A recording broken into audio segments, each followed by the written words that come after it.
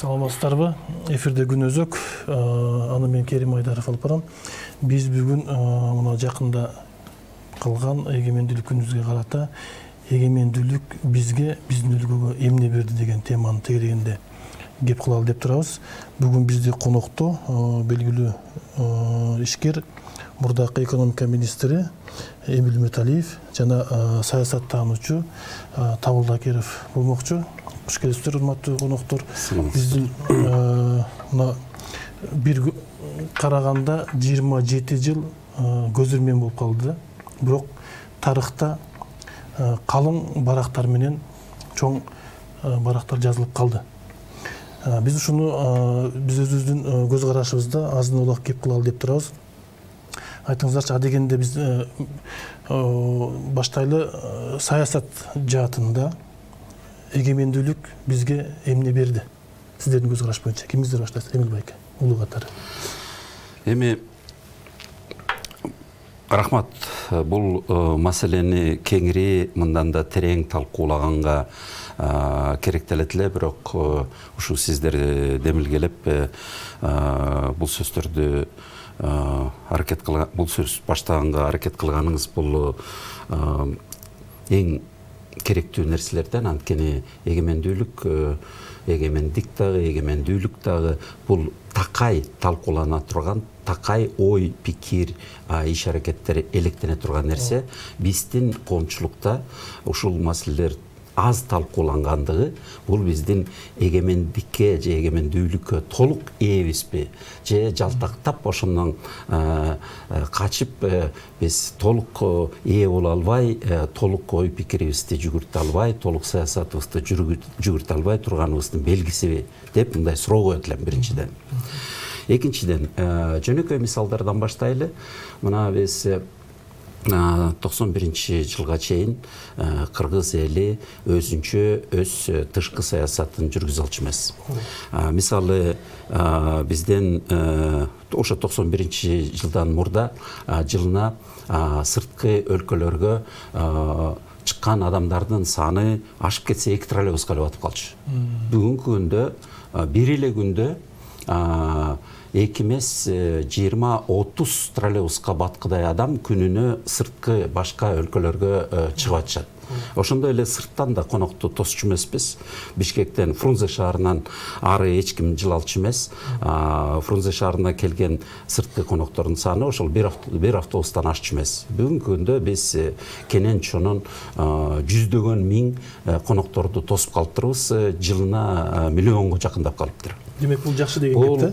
Бул эгемендүүлүгүбүздүн эң биринчи иреттеги көрсөткүчтөрдүн бири. Бул саякат эркиндиги.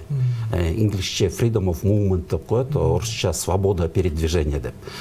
Биз бүгүн КГБден уруксат сурабайбыз, сыртка чыгабыз десек. Эгерде акчабыз, көңүлүбүз, планыбыз болуп, анан сырттагы башка жер бизди киргизүүгө макул болсо, биз каалаган жерге кете алабыз. 91-жылга чейин 1 жыл бою КГБден уруксат сурап чыкчубуз. Анан дагы мен эсептеп көрдүм, биз 80-жылы ошол бир саналуу кыргыздардын арасынан чет мамлекетке чыгып калганыбызда 1 жыл бою бизди текшерип, 1 жыл бою текшерүүлөрдөн, ар кайсы чогулуштардан партсобрание, партбюро, комсомольское бюро, комсомольское собрание, райком, партком, горком, ЦК, КГБ деп атып, ошентип бир 100гө жакын текшерүүдөн өтүптүрбүз, ошончо узак мөөнөттө. Ошондо дагы союздук мамлекеттерге барышчу. Америкага чыгыш кыйын эле дегендей да? Ошол жана мен айткан бир автобуска батчулар чыкчу сыртка. Менин чоң атам, мисалы, чоң атам эмес, атам деле түрү американлыкты көрбөй эле өтүп кетти болуш керек. Мына биз бүгүн ал жерге көп балдар, кыздар, ини карындаштарыбызды жылдаган окууларга узатып атабыз. Бул биздин ошол эркиндик көрсөткүчтөрүбүздүн бири. Мындан тышкары биз өзүбүздүн борборубузга толук ээ болдук белек, ээ болбодук белек, бирок статистикага бурулсак, биздин борбор калабызда кыргыздар аздык болчу. кыргыздар аздык болчу да, анан баардык мындай мактанган пропаганда мактанган майлуу сүттү технологиясы өйдөлөгөн жерлерге кыргыздар оңой менен жумушка киргизилчү эмес. Ал дагы факт. Анан кийин байкап көрсөк, ушу шаардын жакшы өнүккөн кварталдарында, жакшы өнүккөн жерлеринде кыргыздар жашап деле көрбөптүр. Кийин анан ошол жерлерге жашап калышты. Анан мектептеринде бизде 61 мектеп болуптур. Ошол 61 мектептен бир эле кыргыз мектеби экен, калганын баары орус мектептер болуптур. Ошондой биздин эгемендүүлүгүбүз ал кезде чектелгени бул факт, статистика менен далилденет. Бүгүнкү күндө ошол жактарынан анан эми калган сөздү дагы улантып көрөлү. Акча жөнүндө, иш жөнүндө, иш ачуу жөнүндө. Аны кийин кылалы. Азыр сөзгө конок берели анда талдообузда. Сиздин көзкараш. Эгемендүүлүк мына байке туура айтты. Аябай чакталган гана кишилер мындай батыш мамлекеттерине, Америкага чыгып турчу. Кыргызстандан мындайча айтканда эч ким деле чыккан эмес да. Биринчи ушу 80 ушу Горбачев келгенде баштаса керек чыгуу. Бизден Гүлсара Ажыбекова жана 1-2 адам ушу Америкага барып келген болсо керек эле да. Калган эч ким мындай баягы Америкага же башка жака, албетте посол болуп иштегендер болгон. Мисалы үчүн Японияда же башка 1-2 мамлекеттерде болбосо, мындай кыргыздарды аскерге алганда деле мен мисалы үчүн баягы чакырылганда биринчи поток менен чакырылдык да, анан кийин Германияга кете турган болгондо баарыбызды катарга тургузуп туруп эле баягы орус же славян улутунда эместер алдыга чыккыла деди. Баарыбыз алдыга чыктык. Баарыңар үйүңөргө кете бергиле деп туруп, беркилердин баарын баягы Германияга алып кеткен да. Мындай СССР калкы, СССР деген эл бар деген менен баары бир ишенич көбүнчө мындай славян улутундагыларга көбүрөөк болгондугун бул көрсөтүп турат да. Эми эгемендик алдык, өзүбүзчө туу көтөрдүк, президент шайладык дегендей. Мына ошодон беркисин эстейличи. Бүгүнкү учурга чейин кандай өзгөрүүлөр болду? Биз эмне менен өнүгө алдык? Эмнелебиз кемчилик болду? Канткенде биз дагы өсө алабыз, өнүгө алабыз? Эми саясат жагынан алсак, эми Акаевдин учурунда Кыргызстан биринчи жолу эгемен өлкө болуп баягы дүйнөгө тааныла баштады. Ошондон бери мына Акаев 14 жыл башкарды. Ушул мезгилде Кыргызстан дүйнөгө таанылуу процесси толук бойдон аткарылды да. Себеп дегенде Кыргызстанда 4 аябагандай чоң мындай ООНдун баягы эгидасында ЮНЕСКОнун башында турган чоң салтанат өттү. Бул бирөө 96-жылкы жана Манас 1000, андан кийин Ош 3000, Кыргыз мамлекеттүүлүгүнүн 2200 жылдыгы тоо жылы. 4 аябагандай чоң салтанаттар болду. Мындайды эми биздикке окшогон кичинекей мамлекеттер өткөрүш өтө эле кыйын да. Акаев учурунда демократия келди да, туура? Демократиялык аралча деген атка кондук. Мындайча айтканда саясий жактан мындай эметкенде бир топ эле алдыга жылдык, анан демократиялык аралча болуп, ушундай бир демократияны кура турган мындай эл, коом катары тааныла баштадык. Бирок акыркы мындай 10 жылда, 5 жыл, 7 жыл тегерегинде болду да бул окуялар. Анан кайра мындай артка кетүү башталды да, мындай авторитардык режим болду. Эми байт, сиз сурайынчы. Бул сөздү улантаарда мурда мен эмки уланган эгерде дагы программаларыңар болуп калса, мындай чакырат элем, түп тамырынан баштасак.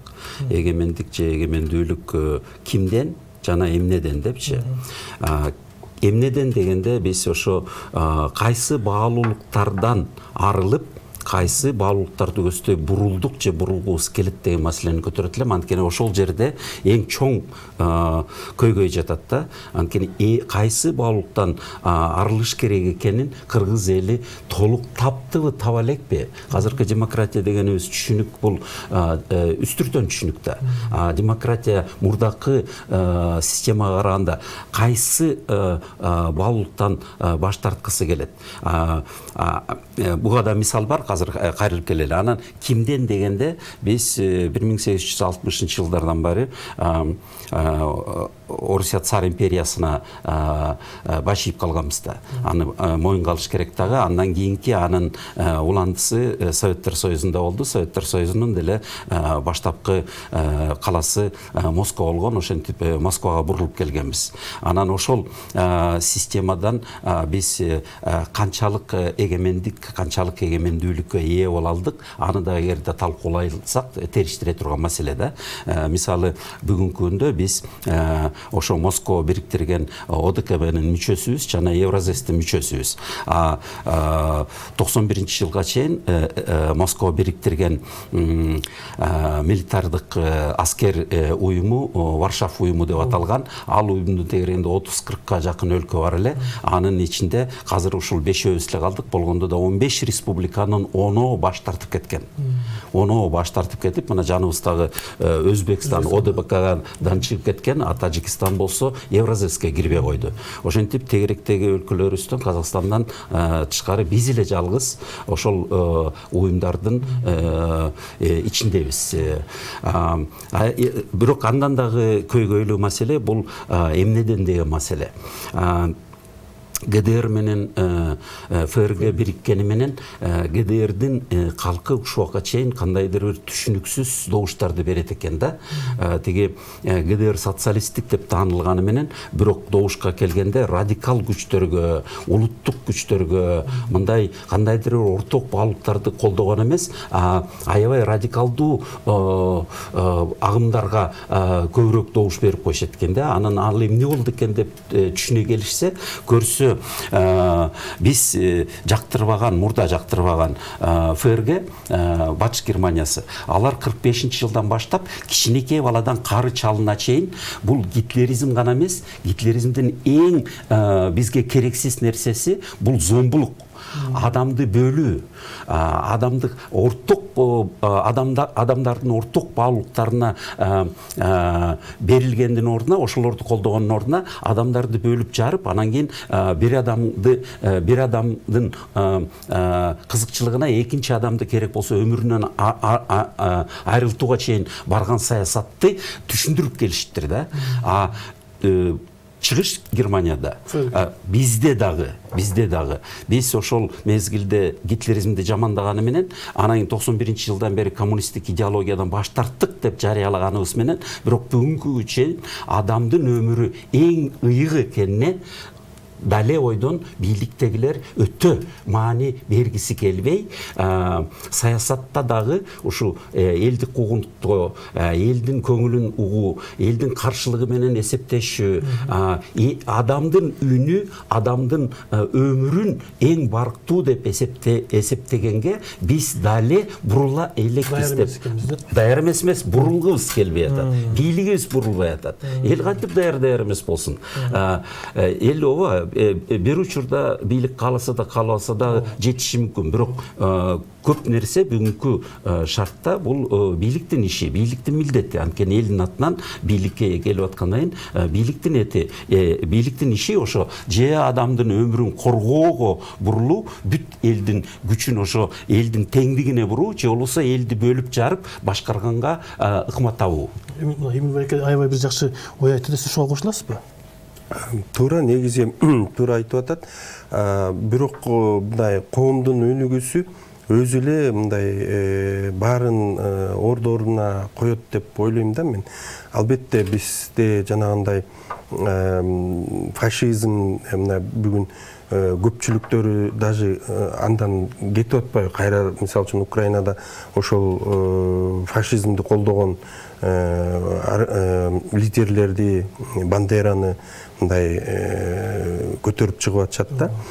Анан башка жакта деле ошондой көрүнөт, мындай чулдукка көп маани, мисалы үчүн Францияда, башкаларда мындай көп маани бере баштады. Себеп дегенде жанагындай миграциянын, тышкы миграциянын негизинде эл дагы башкача мындай ойлонуп, башкача баалуулуктарга, мындайча айтканда, жашоо адамдарды өзүн мындай ойлонтуп, кайсы бир багытка буруп турат да. Бизде мисалы үчүн Кыргызстанда саясатчыларды деле карасаңыз, батышчыл саясатчылар өтө аз, саналуу.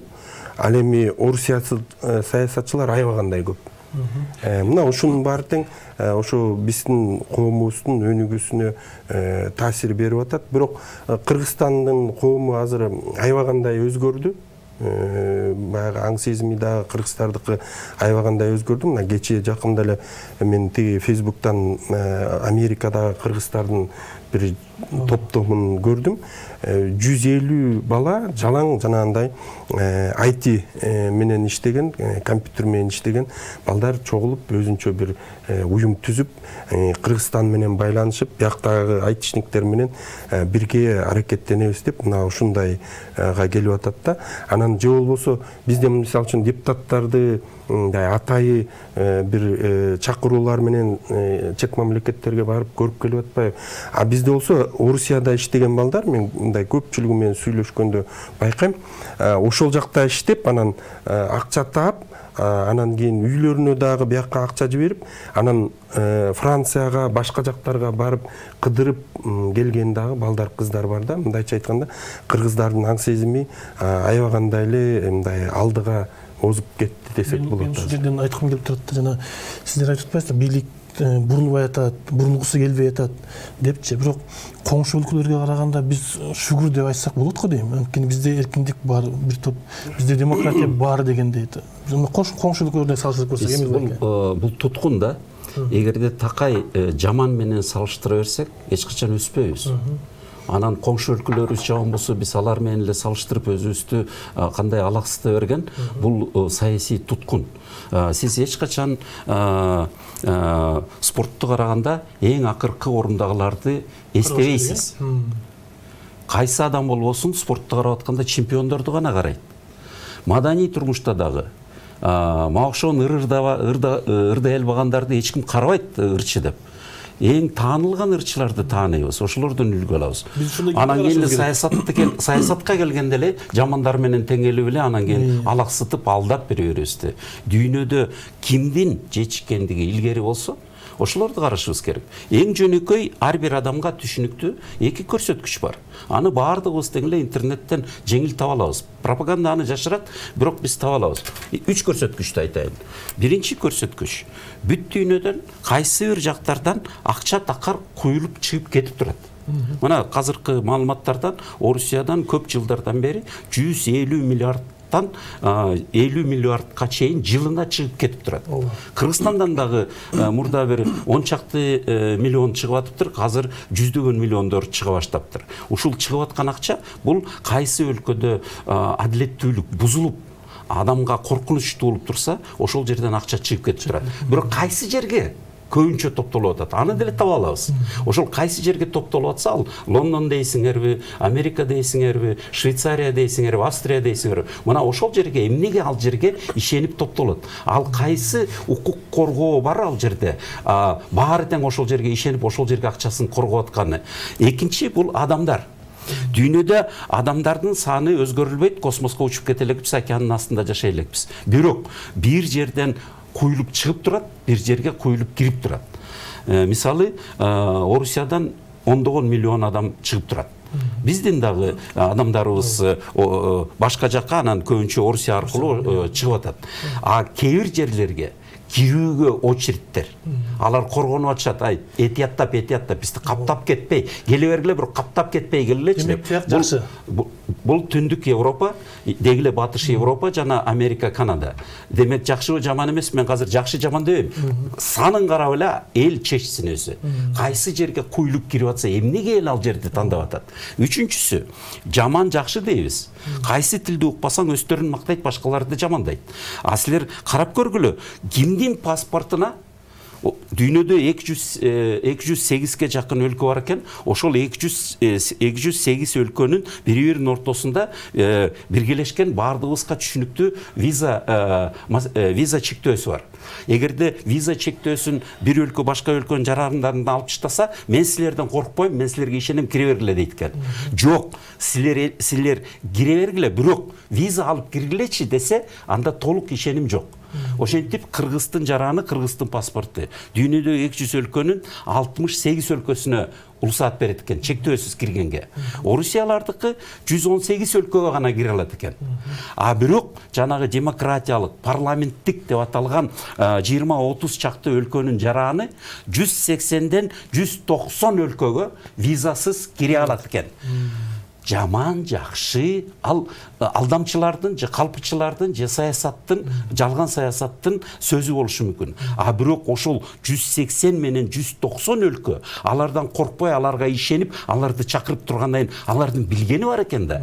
Эмнеге ошол демократиялык, өзгөчө парламентаризм өнүккөн өлкөлөрдүн жаранынан башка бүт дүйнө коркпойт, киргизет, чакырат. Ошону тааныганга үйрөнүшүбүз керек. Сиз аябай жакшы ой айттыңыз да. Эми дал сиз айткандай акыбалга мезгилге жетиш үчүн, келиш үчүн эмне кылышыбыз керек анда? Ал жооптор көп жылдан бери айтылып келатат, талкууланып келатат, бирок биз акыркы кезде кичине бурулуп турабыз, өзүбүздүн эл аралык мамилебизди жана жер дүйнөнү таануу, жана жер дүйнө менен эгемендүү иш аракетибизге өзүбүз бөгөт коюп келатабыз. Биз дүйнөнү ачык көз менен тааныганга жана өзүбүздүн эркибиз менен окуу, билим, илим, технологиялык, инновациялык, дипломатиялык, маданияттык, дипломатиялык, маалыматтык кызматташуубузду кеңири жүргүзүшүбүз керек. Азыркы күндө биз мурдакы совет доорундагыдай бир корого кайра бурулуп тургандайбыз. Биз демократиялык өлкөлөр менен, жаңы өлкөлөр менен кызматташуубуз 10 жылга чейинкидегидей өнүкпөй тургандай таанылат. Ошол биздин тышкы саясатка кандайдыр бир мажбурлуулугубузбу, же бул бирөө жок биз рационалдуу, прагматикалык иш кылып атат десек, ага далил аз. Мисалы, мен үчүн жетишсиз. Өзүбүздүн мурдакыдай эгемендүүлүгүбүзгө керектүү жана өнүгүүбүзгө керектүү кадамдарыбыз кайра өйдө эмес, артка бурулгансып таанылат. Ошонусу коркунуч, чоң коркунуч, бүгүнкү да, эртеңки күнгө да коркунуч.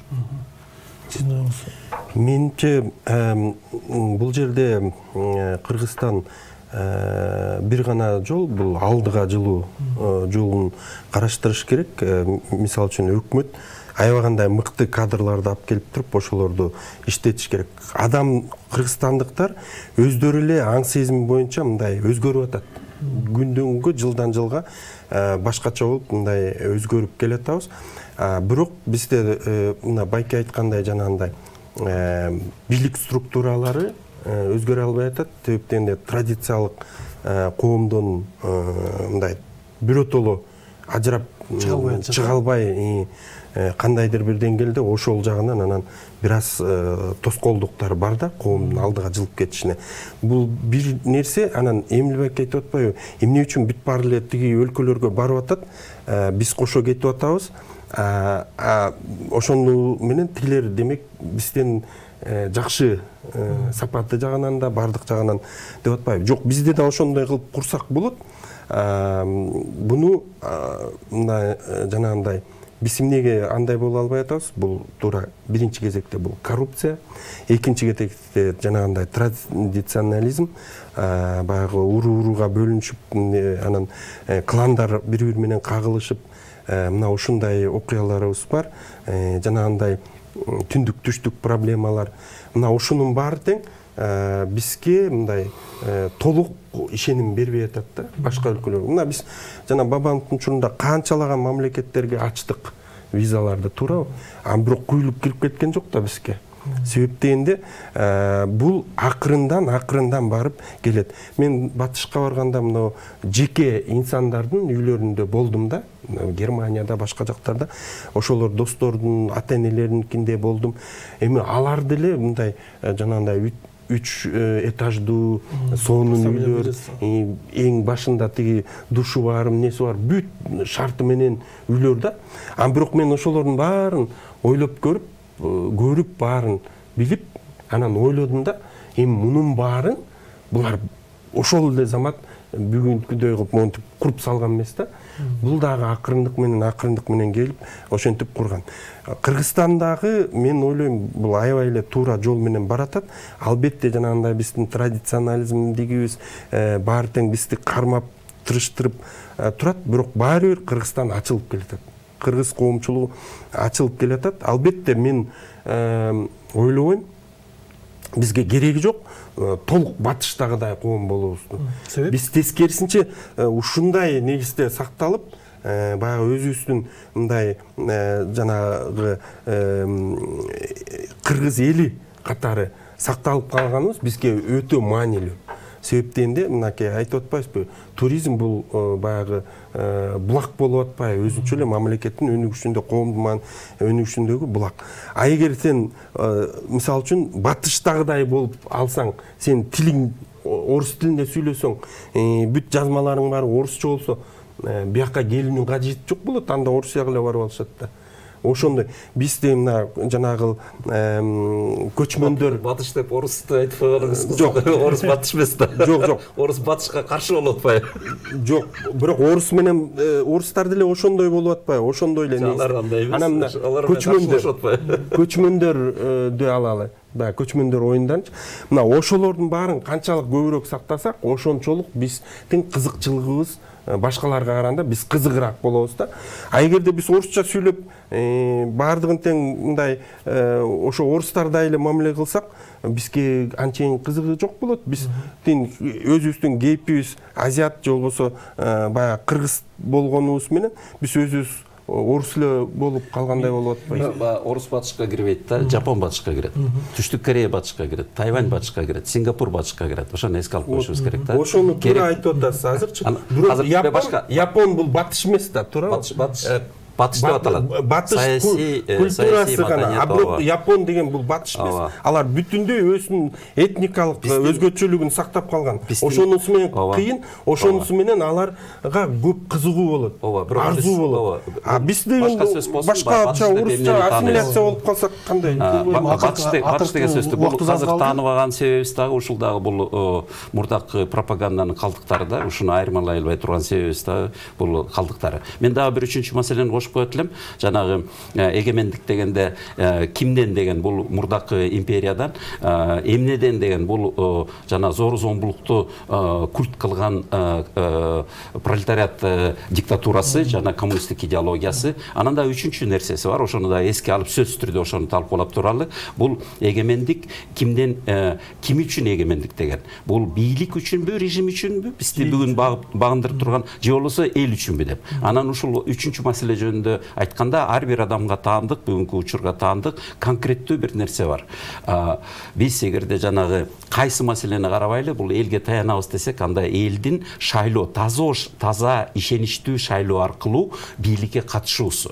Ал үчүн бир нерсе бар, бир эреже бар. Жанагы шайлоо учурунда порог деген нерсеси бар экен. Азыр 9га чыгып кетти. Аны керек болсо 3-2ге түшүрмөктүгүр 0га айландырсак эл уттурбайт эле, эл утат эле. А бирок 9га көтөрүлгөнү бул азыркы күндөгү режимдин узурпацияга өзүнө керектүү чектөө коюп алган ыкмасы деп таанысак болот. Бул коркунучтуу нерсе. Бул улуттун жаңы күч аракеттерин өзүнө кымтып алгандын ордуна чектелип элден элди колдонгонго кылган кадамы бул коркунучтуу. Бул баары бир барып туруп анан кийин элдин нааразычылыгын дароо түшүнбөсө да 1-2 жылдан кийин эл түшүнүп анан кийин жаңы бир нааразычылык туулуп кризиске алып келет. Ушунда узурпация болуп аткан 9% бул сөз жок түрдө Кыргызстанда бийликти монополияга алып келет. өтө Ушундай эле көп парламент болот. ооба ушундай эле парламент болот, өтө көп нааразычылыктар болот, көп партиялар, анан көп саясатка катышкысы келген жаштар, башка эле өтө таанымал саясатчылар парламентке кирбей калат. Анан ошонун негизинде аябагандай чоң мындай нааразычылык болуп, кийинки парламенттин деле көпкө жашоосуна мындай залалын тийгизиши мүмкүн да. Биздин убакыт чектелүү экен, бүтүп калды. Бирок аябай жакшы сөздөрдү айттыңыздар. Буюрса эгемендүүлүк мындан кийин эркиндик берсин деген тилек кылалы. Келип бергениңиз үчүн чоң рахмат. Кийинкиде көрүшкөнчө саламатта болуңуздар. Рахмат.